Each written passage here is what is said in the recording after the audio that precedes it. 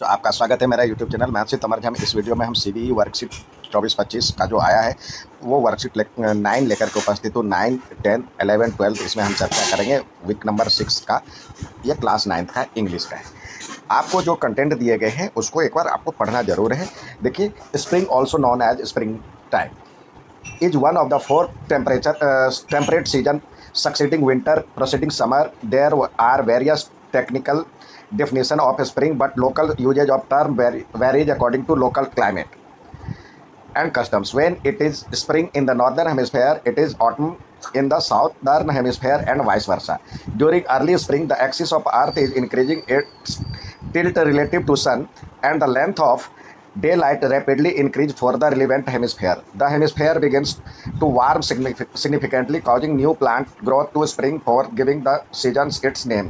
Any snow begins to melt, swelling streams with run off, and any frost become less severe in climate that have no snow, and rare and ground temperature increase more rapidly.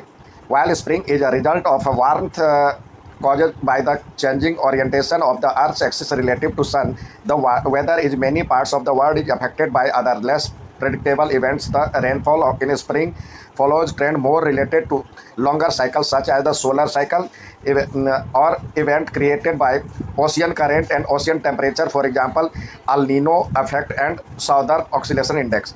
एक बार आप पढ़ लें इसको English में तो समझाने की ज़रूरत नहीं है। अब यहाँ पे देखिए, इसको यहाँ पे दिया हुआ which of the following factor affected the local usages of term spring. तो यहाँ पे स्प्रिंग के बारे में दिया हुआ local usages of term varies according to local climate culture and customs. तो ये देखिए आपका आंसर मिल गया। आंसर नंबर सी है। Which season is in northern hemisphere when it's spring in southern hemisphere.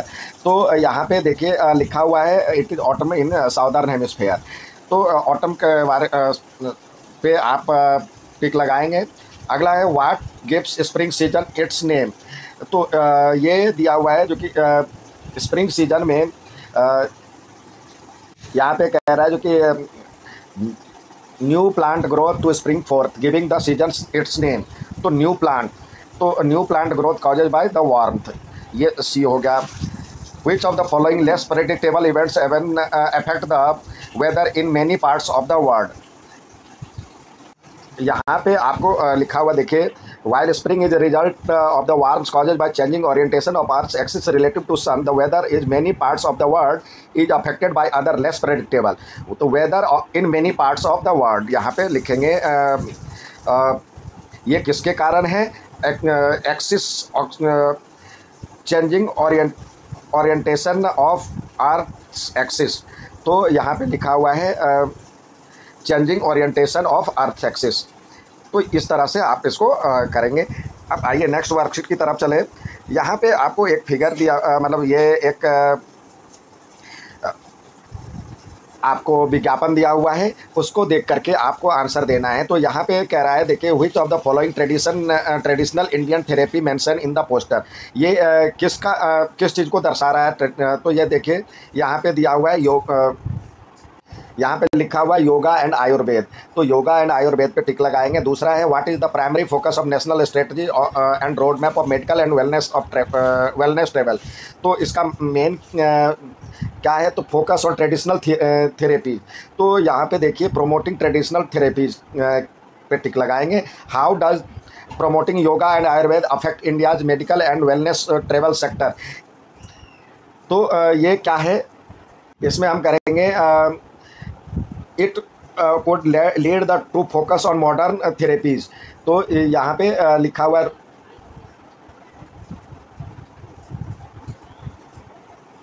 यहाँ पे इसमें बात किया गया है। तो ये क्या है? फ्यूचर इम्पैक्ट में आपको फोकस ऑन मॉडर्न थेरेपी के बारे में बात किया गया है। अब आइए नेक्स्ट वर्कशीट की तरफ चले। यहाँ पे भी आपको इसको पढ़ना होगा एक बार और पढ़ करके आंसर देना होगा। यहाँ पे देखिए ये लिखा हुआ लाइची, ये लीची ही होता है, LITCHI हम लोग लिखते हैं लीची के बारे में। तो यही चीज़ है, लीची का ही दूसरी तरह से लिखने का ये तरीका है। तो ये लीची के बारे में चर्चा किया गया। ये दिया हुआ लीची is an evergreen tree of the soapberry families grow for its edible fruit. Lychee is native to Southeast Asia, has been favorite fruits to the continents since ancient time. इसको इंग्लिश में ही समझते हैं. The fruits is usually eaten fresh but can also be canned or dried. The flavour of this fresh pulp is aromatic and musky and dried pulp is acidic and very sweet. Lychee is of local importance throughout much of the Southeast Asia. It is grown commercially in China and India. Its introduction into the Western world came when it reached Jamaica in 1775. The first lychee fruits in Florida, where the tree was attained commercial importance, are said to have ripened in 1916. To lesser extent, the tree has been cultivated around the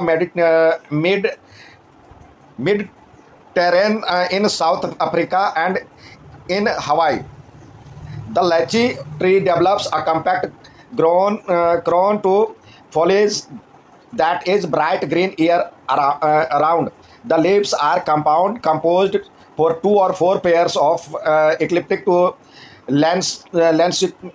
lanceolate leaf plate. The flower, small and inconspicuous, are borne in loose, diverse terminal cluster. The fruits are oval to round, strawberry red in color. The brittle outer covering includes a translucent white fleshy aerial and one large seed. The tree is propagated by seeds and by air layering, in which a branch is made to produce root while still attached to the parent plant. When moved to permanent orchard, lychee plants are set 7.5 to 10.5 meters apart. They require very little pouring and no unusual attention, though they should have abundant moisture around the roots most of the time. The tree comes into production at 3 or 5 years of age. तो ये आपने लीची के बारे में जानकारी हासिल कर लिया. अब इस पे आधारित सवाल दिए हुए. Sonali ate a fresh lychee fruits on a hot summer day. How would she describe its taste. तो यहाँ टेस्ट के बारे में चर्चा किया गया है. तो देखिए ये दिया हुआ है, flavour of the fresh pulp is aromatic and musky. तो ये यहाँ पे एरोमेटिक एंड मस्की पे आप टिक लगाएंगे. नेक्स्ट है, in which of the following country the litchi fruits commercially grown. तो कमर्शियली ग्रोन यहाँ पे लिखा हुआ है, commercially grown in China and India. China and India पे आप टिक लगाएंगे. The litchi tree is propagated by which of the following. Litchi कैसे लगाया जाता है. Litchi is propagated by seeds and by layering, air layering in which branch is made to produce root. तो यहाँ पे देखिए सीड एंड ब्रांच लेयरिंग आपका सही आंसर है, सीड और branch layering. In which if you were to grow a lychee tree, आप lychee tree लगाना चाहते हैं तो what is that one most important things which you will take care of. तो उसके लिए आपको किस तरह के केयर रखना चाहिए. तो यहाँ पे दिया हुआ है abundant moisture around the roots most of time. तो यहाँ पे to provide moisture around roots. तो ऑप्शन नंबर बी सही है. नेक्स्ट देखते हैं वर्कशीट नंबर 12. इसमें भी आपको इसके बारे में पढ़ना होगा. Rechargeable batteries have become an indispensable part of our daily life, powering a wide array device from smartphone to electric vehicles. Unlike traditional disposable batteries, the rechargeable battery are designed to be reused multiple times, making more environment friendly and cost effectively in long run. One of the key advantage of rechargeable battery is their ability to recharge hundreds if not thousands of times before needing replacement. This not only reduce the amount of waste generated but also help in conserving valuable resources. Rechargeable batteries comes in various chemistries including nickel, cadmium, nickel metal hydride and lithium ion. Each type of its own set of advantage and disadvantage depending on factors such as energy density, cycle life and environmental impact. Despite their benefits, rechargeable batteries do have limitations. They tend to lose their capacity over time, especially with frequent charging and discharging cycle. Addition, improper handling and charging parties can lead to reduced performance and safety hazards. Overall rechargeable batteries offer a sustainable and efficient solution of powering our modern device, but proper usage of and maintenance are essential to maximize their lifespan and performance। हमने इसके बारे में एक बार पढ़ लिया। अब आइए सवाल की तरफ चल। यहाँ पे कह रहा है which distinguish rechargeable batteries from traditional disposable batteries। तो यहाँ पे दिया हुआ है जो कि traditional disposable batteries, rechargeable batteries are designed to be reused multiple times, making them more environmental friendly। तो यहाँ पे देखिए लिखा हुआ rechargeable battery can be use multiple of times, option number B में। What is the disadvantage of rechargeable batteries mention in the passage.